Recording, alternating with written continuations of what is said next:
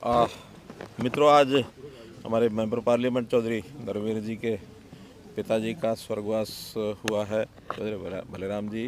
तो उनके शोक के लिए मैं यहाँ उपस्थित हुआ था। चौधरी बलराम जी एक बड़े नेक इंसान थे और पूरा जीवन उन्होंने समाज सेवा में लगाया, एक अच्छे सात्विक वृत्ति के, सात्विक खान पान के। और इस बात का संतोष है कि 94 ईयर्स उन्होंने अपनी आयु निर्विघ्न, बिना किसी बाधा के और स्वस्थ जीवन में व्यतीत किया और मैं आज उनको श्रद्धांजलि देता हूँ। चुनावी मोड में जो है पूरा प्रदेश आ चुका है सर, क्या कहिएगा सर? क्या विधानसभा और लोकसभा चुनाव एक साथ करवा सकते हैं? स्वाभाविक है, लोकतंत्र में हर 5 साल के बाद ये समय आता है और 5 साल लोकसभा को भी पूर्ण हो गए हैं और विधानसभा के भी कुछ समय के बाद पूर्ण होंगे। पहले तो ऐसा लगता था कि शायद एक साथ हो सकते हैं, लेकिन अभी तक कोई केंद्र ने या चुनाव आयोग ने किसी प्रकार की कोई इंडिकेशन नहीं दी है। तो मुझे लगता है कि अपने अपने समय पर ही होंगे। सर, जो बिहार में उसको देखते हुए क्या लगता है अभी इंडिया गठबंधन का क्या भविष्य रहने वाला है? 17 वो तो आप भी देख रहे हैं, हम भी देख रहे हैं। क्या दिल के टुकड़े हुए हजार, कोई यहाँ गिरा कोई वहाँ गिरा, इस प्रकार से भटकते फिर रहे हैं।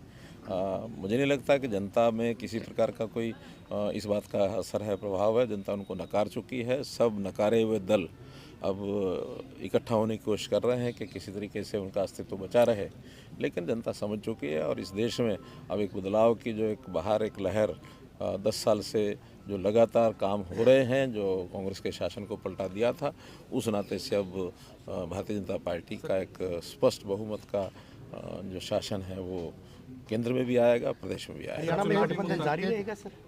देखिए, ये रणनीति की बातें हैं, बाद में बताएंगे। सर, केजरीवाल आए थे कल जींद, उन्होंने कहा कि बिजली पानी दे दे, रोजगार दे दे, 4-5 वादे पूरे कर दे, वो राजनीति छोड़ देंगे। कोई नहीं, वो राजनीति छोड़े नहीं, उनको छुड़वाने की हमारा कोई इरादा नहीं है। वो राजनीति करते रहे, जनता उनको नकारती रहेगी। हरियाणा की जनता तो उनको स्वीकार करती नहीं। सर, चुनावी मुद्दा क्या रहने वाला है सर?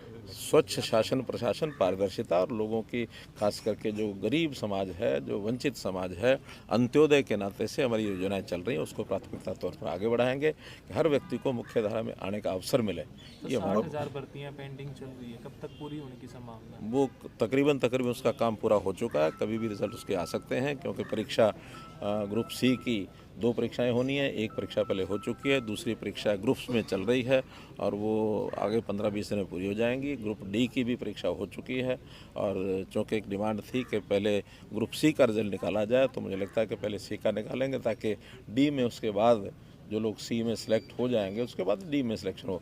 नहीं तो डी में सिलेक्शन के बाद बहुत से लोग ग्रुप सी में चले जाएंगे, फिर वो पोस्टें खाली होंगी, तो डबल उसके लिए मेहनत करनी पड़ती है। इसकी बजाय पहले ग्रुप के सी के परिणाम निकले, उसके बाद डी के निकलेंगे। सर, हरियाणा कांग्रेस भी काफी सक्रिय और आरोप लगा रही है कि राम के नाम पर राजनीति कर रही है। सक्रिय सबको रहना चाहिए। राम के नाम से कोई राजनीति नहीं है। राम इस देश की आस्था है, इस देश की आत्मा है, और जो राम का नहीं है वो कहीं का नहीं है, किसी का नहीं है।